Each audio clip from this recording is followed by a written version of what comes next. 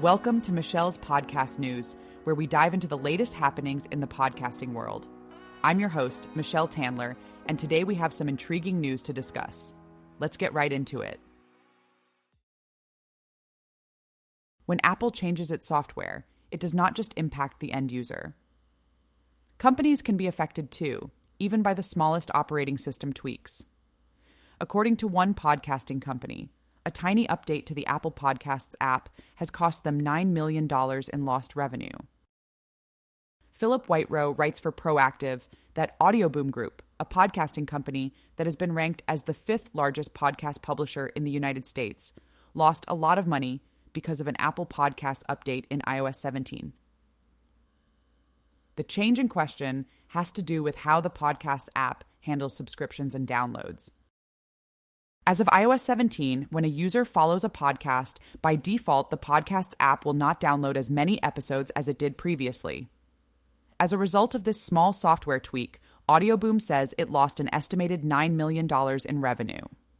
Audioboom says its shows receive more than 130 million downloads monthly, from 38 million unique global listeners. So at that kind of scale, even a minor software update to download numbers will have a big impact on the bottom line. Only users of Apple's own podcast app had an impact here, so all the listeners using Spotify, Overcast, or another third-party podcast client made no difference. After spending some time many years ago going relatively unchanged, Apple has continued to roll out annual updates to the Podcasts app at an increased pace in recent years. For example, just months ago, transcripts arrived in iOS 17.4 and quickly became one of my favorite features. Perhaps Audioboom will be happy to hear that the Podcasts app is largely unchanged in iOS 18.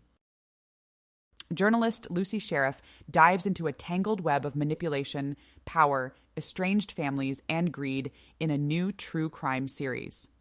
You can listen to it all unfold now. Lydia Dia Abrams was known in the beautiful mountain town of Idlewild, California, as a glamorous 65-year-old who, from the outside looking in, seemed to have it all. That is, until she disappeared without a trace on June 6, 2020.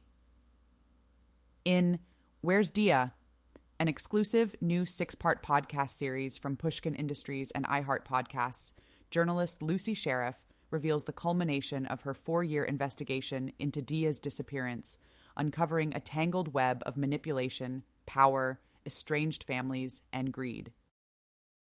Where's Dia? Will be available to listeners beginning today, July 23rd, 2024, with new episodes posting on Tuesdays. When someone goes missing, they leave a vacuum. And everyone left behind scrambles to fill that space with reasons why or explanations of how, says Sheriff. When Dia went missing, she didn't get to tell her own story. Her narrative has been crafted by friends, family, lovers, and yes, even enemies. And it's left to us to decide whose version of events we believe. In the days after Dia disappeared, her friends, her neighbors, and her kids began to search for her. They ran through endless theories. Was she lying hurt somewhere? Had she run away? Had she been kidnapped? Killed? It didn't take long for some to start pointing fingers. Because it turns out there were people who could benefit if Dia suddenly disappeared. Her estate was worth millions of dollars. 2 men in her life, her son and a man who claims to be her fiancé, launch public campaigns to find Dia. But soon, their efforts and stories begin to unravel. Where's Dia is produced by Pushkin Industries and distributed by iHeart Podcasts. Listeners will find Where's Dia on the iHeartRadio app and everywhere podcasts are available. Pushkin Plus subscribers can binge the entire season early and ad-free. And that wraps up today's episode of Michelle's Podcast News. I hope you found these updates as fascinating as I did.